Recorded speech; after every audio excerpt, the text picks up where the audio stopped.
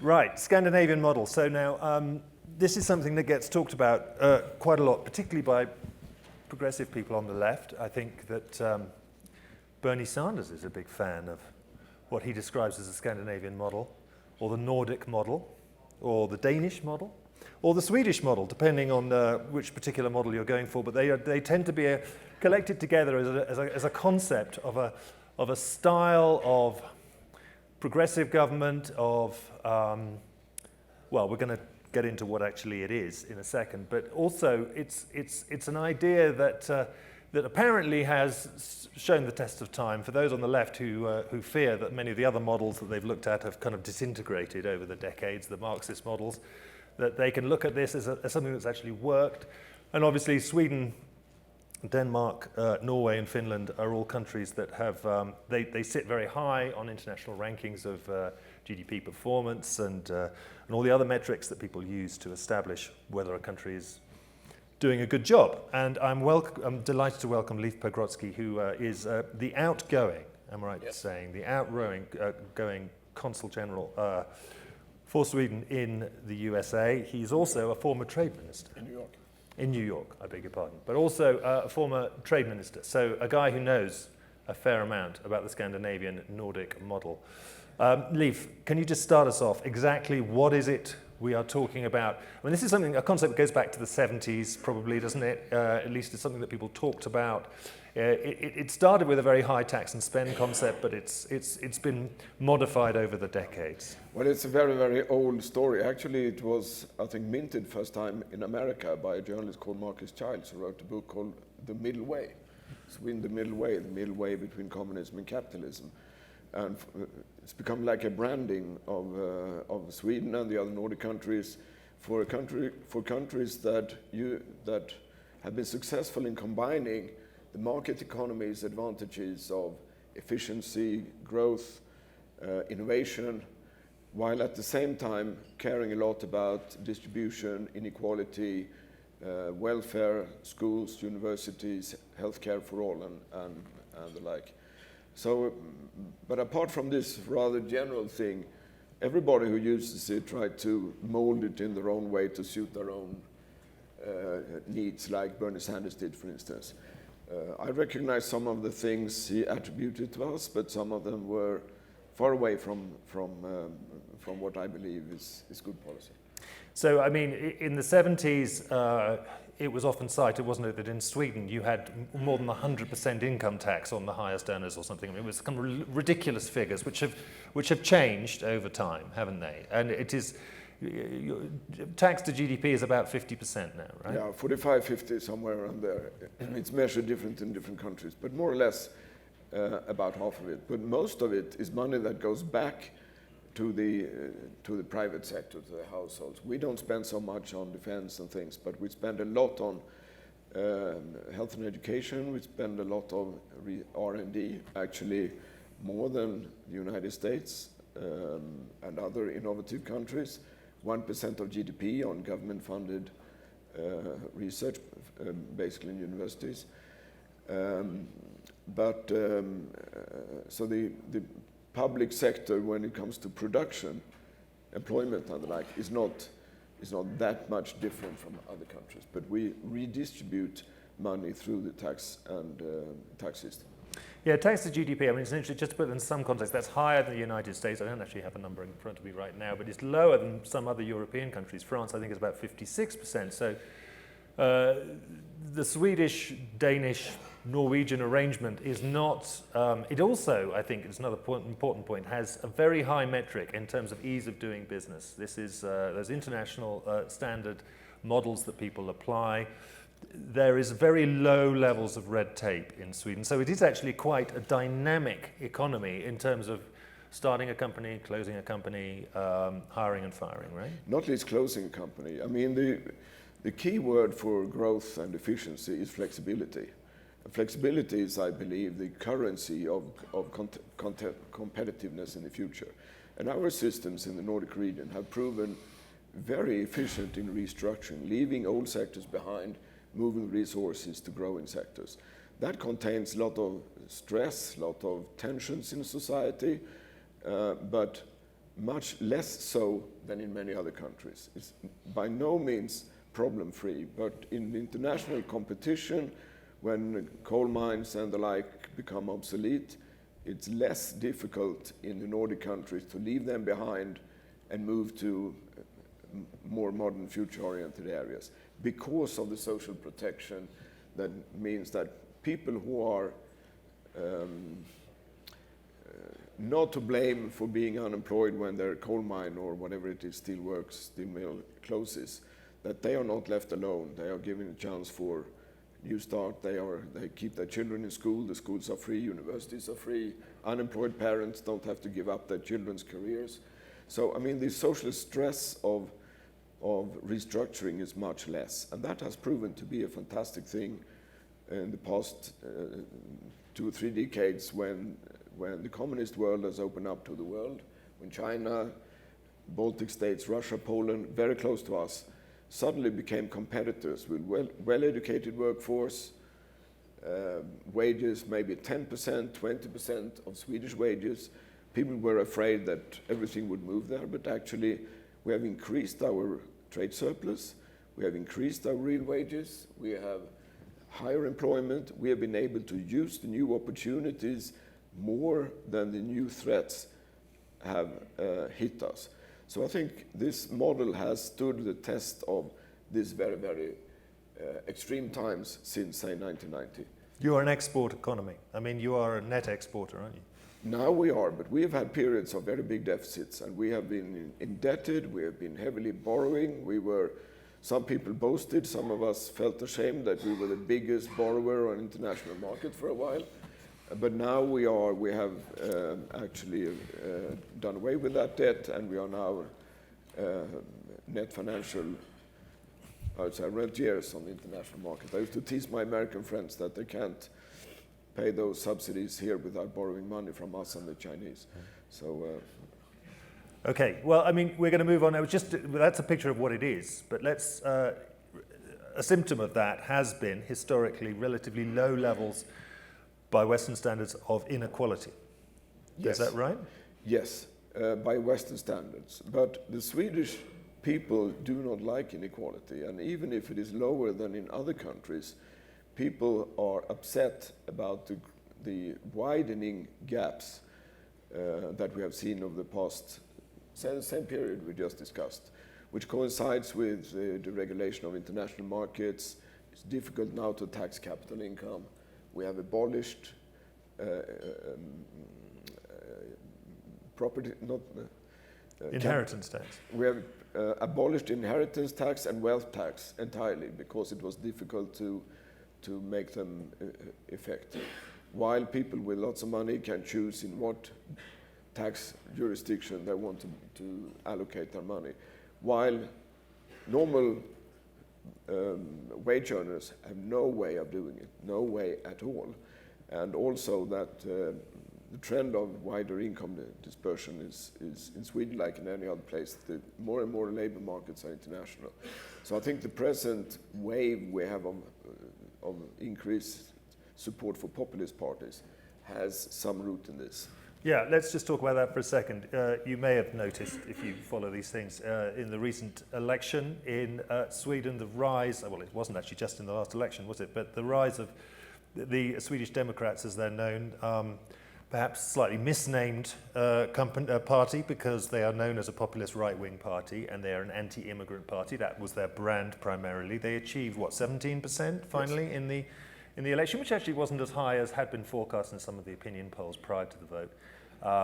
But that has raised the spectre, certainly amongst the commentariat, that this is the end of the Swedish model as we know it, that this idea of a harmonious, obviously these are small countries in population terms, a harmonious population that agrees with itself and is not at war with itself has somehow come to an end. I mean, how do you read what happened in the recent election? Obviously Sweden is still without a government now because the coalition parties can't agree, or the different parties that got into power, got voted in, can't agree on a coalition as yet. How do you see the rise of the far right, the populist movement, which you're also seeing, of course, in Norway, and we've seen in Denmark as well?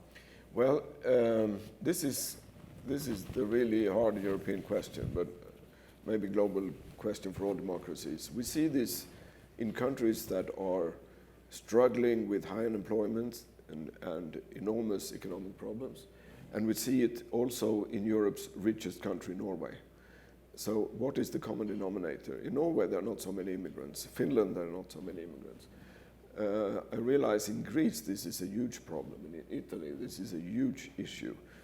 But I think it's too easy to say, like the commentariat used to do, that well, people are becoming anti-immigrant, many people become racist, and there is absolutely a racist element. It's enough to open Facebook or Twitter in Sweden to see the vocabulary, the words used. But there is a core of it, and this party was based and started from those issues. It's a purely nationalist party with roots among returning volunteers in the German SS. They started it in the late 80s. Just to make the point that Sweden took in a lot of immigrants comparatively. We have been more generous in allowing asylum seekers into our country, and particularly when the crisis on the Mediterranean hit in 2015, when we could see on TV thousands of people drowning in front of the cameras. That Sweden opened its borders, Germany did as well, nobody else did, so all of them went to our two countries, and that just didn't work. So since then, our borders were closed. Many people now say, because of this, the Sweden Democrats have risen to this importance. I'm not convinced. I think it is actually since the summer of 2015, their support has not increased. It increased up until then, but not anymore since. Now our borders are closed. We have now normal European asylum regulations, and we have border controls on the bridge to Denmark, which is a sensation in our country. I think it has to do with a more general issue of widening gaps in society, not only in economic terms, but in cultural terms.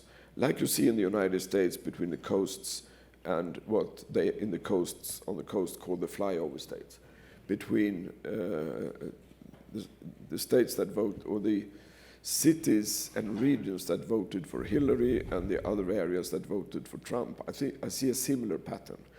And it has to do with culture. What do they show on TV? Do they look at our problems, or their agenda, the elites, the politicians, the journalists?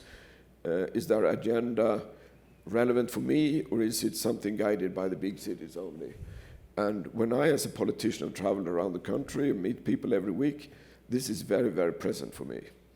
The problems in Stockholm and maybe Gothenburg are not the same as those in the smaller villages and the countryside. And I think this is their revolt. And one more clue is that in my city, Gothenburg, the populist vote was, they had two alternative populist parties. The anti-immigrant party and an anti-subway party. They're building a subway, and there is a party who is against it because I would dig up the city and there would be traffic problems for 10 years. And the anti-traffic party got the populist vote. So I think that's a clue also to it's not only the immigration.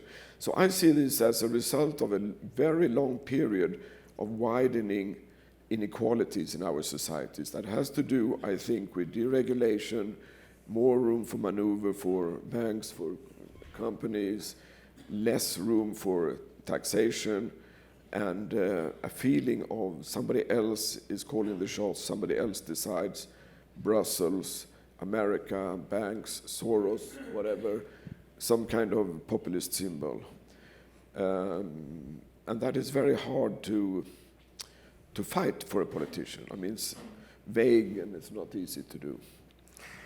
I want to invite anyone who wants to ask a question, because I know all of this is relevant. I know in the discourse in America, the political discourse, a lot of it's to do with issues of universal health care, whether some radical shake-up needs to happen in the United States, and I guess a lot of people thinking about that are looking to the examples of Europe and what they can teach.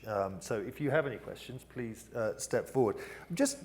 Obviously, Sweden and all the other Nordic countries are small, unitary, and historically they've been fairly settled populations. Is that all we're talking about here? Is the Nordic model, to the extent that that word or term means anything, is it really referring to small, unitary, reasonably progressive places which can get away, I suppose, because they don't have that political dissent and ferment that you found even in other parts of Europe? Maybe, but there's another contrary aspect. Sweden is a small country surrounded by neighbors. We cannot isolate ourselves. So we have to shape our systems so that they are compatible with international competition. The United States is surrounded by big oceans, and the competition has always been limited to some areas where you could transport things. It's a quite new thing that you can ship things over the oceans at a low cost. And maybe that is, I think size is not that important. Our room for maneuver is very limited, otherwise we would be overrun by our neighbors.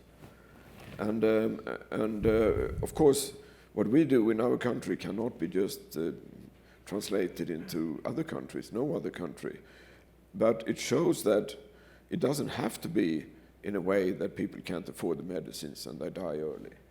And it doesn't have to be so that not everybody's covered by healthcare or can get the best medicine. There are ways to solve it, and many countries do it. We do it our way. And also, I would point out one more thing, which I think this is not a burden on the economy. What I'm describing here is also to be seen as an investment. If you pay a lot of money to universities, to education, to broad-based education of children for free, whether it's free school lunch for everybody, it is also an investment in the quality of the future labor force and in the flexibility of the economy, as parents don't have to worry. If I start a new company, I leave my safe and secure job and start a new company based on an idea I have. Do I risk to have to take my children out of school because my company fails? Do I risk my pension? Do I risk all the social benefits? I think this is a fantastic advantage to breed a culture of startups and risk-taking. So this, some people say, well, the rewards are so small because the taxes are high, why do people become entrepreneurs? I think it's the other way around. It's a smaller risk associated with starting your own company. Therefore, it's easier. Yes, sir. Yeah, hi, Mark Fine from AutoNexus. By the way, I rode my bicycle around Gotland. I love Sweden. It's wonderful. So the question is, I'm very confused. I turn on Fox and they say Malmo, rape capital of the world. Then I turn on PBS, Malmo, crime going down. What's going on in Malmo? Malmö is, to explain, Malmö is the city on the southern tip of Sweden, neighboring Copenhagen. There's a bridge, so that is the first place immigrants who have walked or hitchhiked or whatever from the Mediterranean can come. And once there is a big group of immigrants, more of their relatives and friends want to settle there. So it is a city with many immigrants, mainly from the Middle East. There is a problem of crime, but crime is going down. Some types of crime are going up. Because of the wars on the Balkans, it's very easy to get heavy weapons now, which it was not before. So armed shootings between the gangs, the drug trafficking gangs, were not common in the past. Now they shoot with very powerful guns, and they even have hand grenades. It's very easy to obtain. Before they killed each other with knives and the like. But the overall tendency is that it goes down. And what about rape capital of the world? That I can tell you clearly, that is a myth, and that is bordering on a lie. Sweden has a government that calls itself a feminist government with a feminist foreign policy. Few other places take crimes against women so seriously. We have changed the definition of rape. We have expanded the concept far beyond what it was before. We have done very active measures to reduce the under-reporting of rape. So many rapes were never reported because the police were men, they were asking difficult questions, it was humiliating. Many women did not come forward. We've had very active propaganda, educational issues among the police, support staff for the women to make more women come forward. These things are statistical illusions. We are taking this seriously, and there are no signs that there is any truth to what they are saying. Another question. Yes. How much has the North Sea oil contributed to the, you call it the Swedish model, I guess, in the countries there, to the success of it? And how successful were you before the North Sea oil? Well, the North Sea oil produced a lot of revenue for Norway. It produced Not for Sweden. good revenues for Denmark. Denmark became from 100% energy importing country to self-sufficient energy country. That is a fundamental aspect behind the Danish economic success since the 70s and 80s. But for Norway, they became the biggest bank in the world. I mean, it's a Kuwait economy. For Sweden, it meant that they buy more Volvos. They buy from their neighbors. They buy from us. They are the main tourist country. So for us, it is the indirect effects. But for Norway, they become, they own, I think now, 2% of all the stock markets in the world or something. Sweden doesn't have oil, basically. We have no oil, no. We have hydroelectric power, which cannot be sold on the world market, but it's good for us. Yeah. Joe. In terms of expanding the safety net in America, a lot of the political pushback comes from this perceived resentment that, my hard-earned dollars are going to support these undeserving others. How is it just the population of Sweden is more homogenous, or how have you sort of counteracted that narrative? Because I'm wondering what we can learn from that. Well, it's a different attitude towards the state. Maybe it has to do with our different historical backgrounds. Your state is the successor of a king that they revolted against and fought a war to get rid of. So you have a state that is something you have to keep on distance, and you have a constitution that defends everybody against the state. For the fundamental attitude of Swedes is that the state is a tool for us to improve things. If things are wrong, what do? You call the newspaper and say the state must do something about this. This is unacceptable. So two fundamentally different cultural instincts. And of course, in areas where the state fails, where they are incompetent, where they are too bureaucratic, where they are obviously not living up to it, then you have a legitimacy crisis and demand for privatization. But the fundamental attitude is the state must do more. We just had an election campaign. Even the right-wing parties, the conservatives, say that they will improve services. It's their responsibility. And is Sweden considering universal basic income to go further in that regard? Universal basic income. No, very small marginal groups talk about it, but we have selective basic support systems for children, for families with many children. We have free public services. That means that they can access services when they don't need any money at all. But basic citizen salary, no. Thank you. Yes, sir. We have a very strong ethic that you should work if you are able to work. I mean, to be lazy and live on grants and fake incomes, that is a very negative value in the Lutheran ethic that is the basic of our country.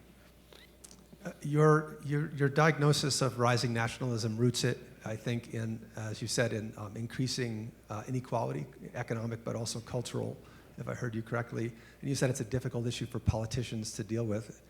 I think that's right. It's actually an opportunity for politicians to exploit. But I'm thinking on the policy side rather than on the political side. It seems like the rising inequality may be an inevitable consequence of globalization, absent policies that are intended to reduce it. So do you have suggestions for policies that could reduce inequality over time and ultimately get at the root of the problem? That's a very big question. We have only 5 more minutes. But I'd say a fundamental thing is globalization means more division of labor. You specialize in the things you are good at, and you buy cheaper from others, and you elevate your standard of living. That is a fantastic thing for people with small margins. It's a fantastic thing for consumers and many others. But those benefits must be shared with those who pay the price of structural change. Those who we saw in the movie yesterday, those who cannot find I mean, we're moving from an economy based on production of goods to an economy based on production of services. Services are produced where people live. Goods are produced where the labor force lives. And that does not match. And how to handle this is a very important element of globalization. If you do one of it, you start to import everything from China and you export movies and computer programs. Many people will suffer, and they will not be happy by people saying, well, the national income rises, although the banks and the Hollywood people will take all the money and you take all the suffering. That was not by their support. And there comes somebody like Brexit or Le Pen saying, well, you got nothing to lose. I offer an alternative solution. I offer change. Are you happy as you are? Yes or no? I mean, that's a terribly difficult situation to be in after decades of deregulation, globalization, and each one for himself and no public support systems. Mark. Hi, thanks for being here. I had the pleasure of being in your country for a few days this summer. It was really nice. I was in Stockholm. Yeah, we made even the weather good in front of the elections. It was, well, you did good for me. But one of the things that I heard, and I was not there very long and had probably a skewed thing, but I heard from a lot of people about the problems that education was having, especially with the immigrants that have come in. And people were really up in arms about how the classes were not working and the teachers were upset. And I was just wondering what was going on in the country to address this problem, and how long you think it might take before you get to the kind of education you had when you were more homogeneous. Yeah, we have this particular education problem that we want immigrants to come here to, as quickly as possible, join the labor force, get a life of their own, and contribute to society. But Swedish is not an international language, so we have a big threshold always, and particularly with some groups like the women who come from Somalia. Many of them are illiterate when they arrive, and with big groups of children. That is a big problem. And lack of teachers, lack of ideas, maybe. We will handle it, and we are handling it, but we cannot overlook the differences. Another one is that in a very short time, in a few months, there arrived like 25,000 teenage boys from Afghanistan. 25,000 in a country of 10 million people. Where do you find teachers? What do you do with? Many of them are extremely ambitious, they're entrepreneurial. They did this enormous journey from Iran or Afghanistan to Sweden, but it is a strain on the educational system, absolutely. But we have taken this on board, we have to work with it, and we have to manage. And there are problems with it, of course. Not least, Sweden is a country of gender equality, where we try to push this very hard. And they come from societies with a very, very different attitude. And to make them face the reality, they have now made the decision to come to Sweden. This is the way it is here. It's a cultural thing that is not so easy for everybody. I'm afraid we are now almost out of time, and I just wanted to have Leif, just to wrap it up, just to ask you, given the rising inequality you've talked about, the challenges with migration, is the term a Scandinavian model, is it still a thing? Is it still a meaningful term? Yes, I think so. But we must remember it is a bit vague. It cannot include everything that's positive and exclude everything that's bad. We have all kinds, and we differ between each other. The Norwegians are the oil. Finland is dependent upon Russia. We are a bit different. But the fundamental attitude to the state, to gender equality, to smaller income differences are common. But we have many different paths going there. But compared to the American model, the Chinese model, the Singapore model, it's very different, and a model of its own that I think we have been fairly successful. We cannot claim that our model should be used, but others could find inspiration by looking at it and see some things maybe an inspiration to find ideas what to do with, how to handle globalization, how to handle import competition. I hope you've been inspired by that too. We're out of time. Thank you very much indeed. Thank you.